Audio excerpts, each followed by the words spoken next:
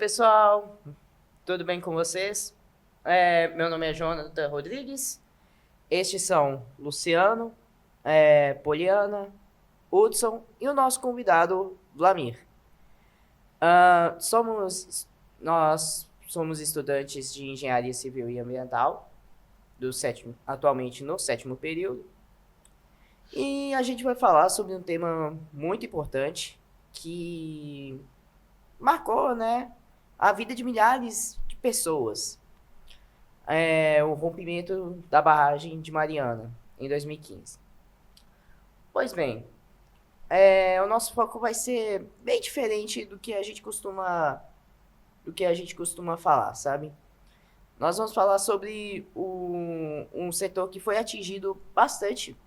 Ele é pouco falado, porém ele é muito importante, né, da gente falar sobre esse setor, o setor de extração de areia. Bom, o rompimento da barragem de Fundão, em Mariana, 2015, teve consequências ambientais, sociais e econômicas profundas, inclusive para empresários do ramo da extração de areia. Então, para isso, a gente trouxe o nosso convidado aqui, Vlamir Mendes, que é empresário do ramo e é testemunha dos impactos causados pelo rompimento da barragem. Vlamir, seja muito bem-vindo. Muito obrigado por aceitar esse convite da gente. Obrigado, Jonathan. É um prazer estar aqui com vocês. O prazer é todo nosso. Bom, para a gente começar, Vlamir, conta pra gente como é que era o seu trabalho no areal antes da barragem. Como é que funcionava a extração? Quem comprava essa areia? E como que era o dia a dia do negócio? Então, Jonathan, eu sou empresário desde 1982, porém num outro ramo que era do segmento de manutenção automotiva. Uhum. Em 2015, eu passei a minha empresa para os meus filhos e decidi partir para esse ramo de extração de areia, material de construção, etc. E tão logo eu comecei, foi em março, né? E o comércio estava... primeiro foi bem cansativo para conseguir as licenças ambientais, né? Você é do ramo, você sabe quanto é difícil você conseguir todas as licenças nos devidos órgãos, né? De fato. E assim que a gente conseguiu as devidas licenças, nós iniciamos em março de 2015. E começamos, eu percebi que o negócio era bastante promissor e a gente já estava com a cartela de clientes bacana já. E a gente já estava fornecendo areia para cidades circunvizinhas, além daqui de Valadares. Uhum. E o negócio estava bombando. E aí, infelizmente, aconteceu essa tragédia. Eu cheguei a pensar, poxa, será que eu comecei na hora errada? Uhum. Mas realmente aconteceu essa fatalidade com a gente, né? Essa tragédia de Mariana. E nós tivemos que nos reinventar, né? Vamos dizer assim. Ô Vlamir, e aí vem o trágico 5 de novembro de 2015, né?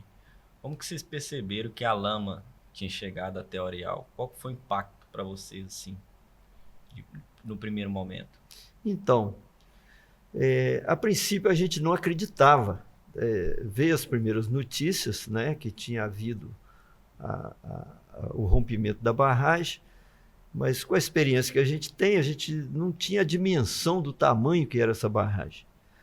Como o Rio Doce é considerado um rio de porte médio, grande, né? A gente pensava que ele absorveria facilmente essas águas e esses detritos, né? Enfim, não chegaria assim com grande impacto até a gente. Mas, para nossa surpresa, eu tenho um sítio ali depois de Baguari, eu estava no meu sítio descansando, e já fui atingido lá primeiro. E aí foi que a ficha caiu. Eu tomei noção da dimensão que era o acidente, né? Após ver aquela mortandade de peixes, né? E visivelmente, a gente via a quantidade de metais pesados na água, enfim. E aí foi onde a ficha caiu e eu cheguei até o areal, né? Já mais tarde, e as águas foram chegando também. E não sei se vocês se lembram, vocês são jovens ainda, mas houve uma invasão de lama mesmo, né? Na cidade, enfim. Foi uma tragédia mesmo. Aí que a ficha caiu, que nós tivemos noção do tamanho que era aquele acidente. Ô Valami, e a lama, ela afetou as características físicas e visíveis da areia? Sim. Logo a gente teve que parar a dragagem, né? E daí uns dias a gente começou a tentar, até porque não tinha condição da gente chegar nem na beirada do rio, devido à profundidade da lama, né? Uma lama muito densa, atolava muito, então a gente precisava esperar aquela lama secar, alguma coisa assim. E logo que ela secou, a gente tentou captar a areia novamente e a gente via que não tinha condição, porque tanto pela cor, né, qualquer um via que aquela areia estava contaminada com aquela lama terrível, né? O senhor falou aí que ficou um tempo sem dragar, né? Qual tempo foi esse? Prejuízo que vocês tiveram? Olha, eu diria que o prejuízo financeiro, ele foi enorme, mas o prejuízo assim na saúde das pessoas, o psicológico das pessoas, eu acredito que tenha sido maior ainda. Nós ficamos aí aproximadamente 6 a 8 meses sem dragar, né? Sem condição nenhuma, pela qualidade que estava o produto, né? Contaminado. E agora você imagina quantas famílias que sobreviviam daquilo ali, e de um minuto para o outro você se vê sem poder praticar aquela atividade que mantinha a família, né? Então, imagina o tamanho do impacto psicológico das pessoas, né? Sim. E sem contar as pessoas que tiveram contato com aquela água, que tiveram doença de pele, enfim. Essa água, até hoje, né, a gente compra água mineral, a gente não acredita que essa água tenha condição saudável para o uso, né? O uso humano. Então, o prejuízo foi incalculável, entendeu? Eu vou, Flaume, pegar o gancho aí na pergunta do meu amigo aqui. E o seu negócio era teoricamente novo, você tinha iniciado ele no ano de 2015 e logo em seguida teve essa tragédia. O que você fez para conseguir manter o seu negócio vivo? Você buscou novas estratégias? Qual rumo você seguiu para continuar com o seu negócio, com a sua fonte de renda? Sim, a fonte de renda foi lá embaixo, né, naturalmente. E, consequentemente, a gente teve que fazer algumas dispensas de funcionários, né, para conter despesas. E, felizmente, tinha areais circunvizinhos, né, cidades próximas, que não foram atingidos, né, tem outros rios, e a gente pôde adquirir esses produtos, não com a mesma... com o mesmo volume, mas volumes menores, para a gente manter alguns clientes, né, funcionando. Mas isso aí aumentou custos, etc. Enfim, a gente teve que usar muitas estratégias para poder manter o negócio da gente até que viesse uma nova enchente para melhorar o fundo do rio, enfim, para a gente poder ter condição de trabalho, né? E você lembra qual período foi para você conseguir extrair novamente essa areia? Olha, a extração ela voltou daí na faixa de 6 meses, porém com a qualidade inferior, né? Então a maioria dos clientes não acreditava naquele produto que a gente tinha. Então a gente perdeu muito cliente com isso. né? O custo do produto subiu muito, a condição de operação também, devido à lama, né? Aumentou muito os custos. Muitos equipamentos nossos estragaram devido à lama, né? E, enfim, a gente teve que se reinventar, né? Para se manter no mercado. A verdade é essa. E ainda há essa crença que a areia é inferior ou ela foi desmistificada com o tempo? Está sendo ainda? Olha, eu costumo dizer que o tempo ele é senhor de muita coisa na vida da gente, né? E hoje o pessoal já, um bocado daqueles clientes saíram do mercado, outros entraram, são mais jovens, não lembram mais daquela tragédia. Hoje já está bem aceito o produto. Entendi. Então, só puxando o gancho aqui, você falou que dessa maneira você conseguiu reinventar, mas assim, de que maneira? Me explique melhor isso. Conforme eu falei, né, procurando produtos em outras cidades, outras regiões, né, diversificando o nosso portfólio, né, de atendimento, partindo para, ao invés da comercialização de areia, fazendo outros tipos de trabalho com os equipamentos que a gente tinha, né, por exemplo, serviço de máquina, terraplanagem, etc., para você suprir aquele momento que você não tinha o produto para vender, entendeu? Você falou que com 6 meses vocês começaram novamente a extrair essa areia. Isso. Os equipamentos eram suficientes ou precisou mudar alguma coisa na forma de extrair? Precisou mudar muita coisa. Tivemos que adaptar alguns equipamentos, né, devido à profundidade da lama. A areia ficou mais profunda, né? Você tinha que primeiro ultrapassar a barreira da lama para conseguir extrair a areia lá no fundo. Então, nós tivemos que conseguir motores mais possantes, a perfuração mais longa, enfim, foram muitos equipamentos que tiveram que ser modificados para que a extração pudesse continuar. Entendi. E com isso também acredito que o custo final que foi passado para o cliente também aumentou, que o seu custo aumentou e aí você teve que repassar isso. Sem dúvida, sem dúvida.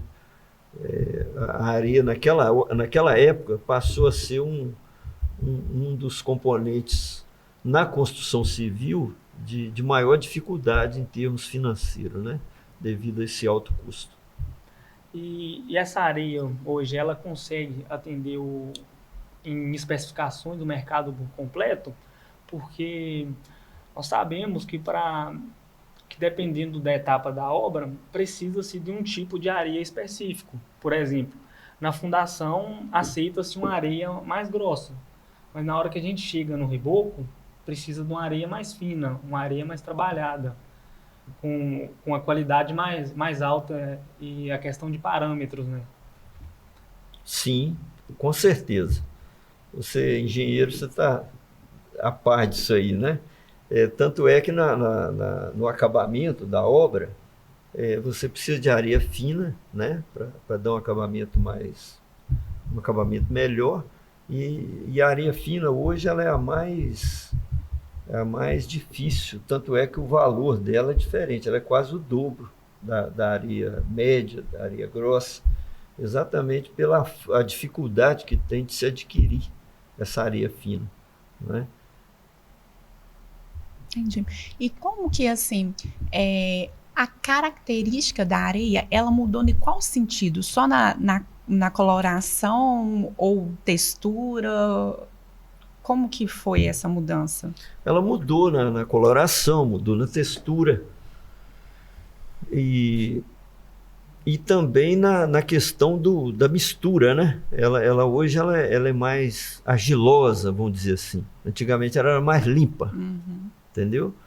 E, por exemplo, você vai fazer um concreto, quanto mais pureza tiver na areia, mais resistente você terá, o melhor resultado você terá, né, no produto final.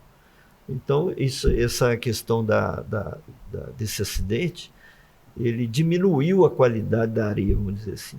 Né? Então, até hoje, a gente entende que essa característica ela mudou. Ela não está mais a mesma areia do ano de 2015, antes da tragédia.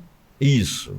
Melhorou bastante conforme já tivemos várias enchentes, né? Essas enchentes serviu para Lavar o leito do rio. Lavar o leito do rio, exatamente.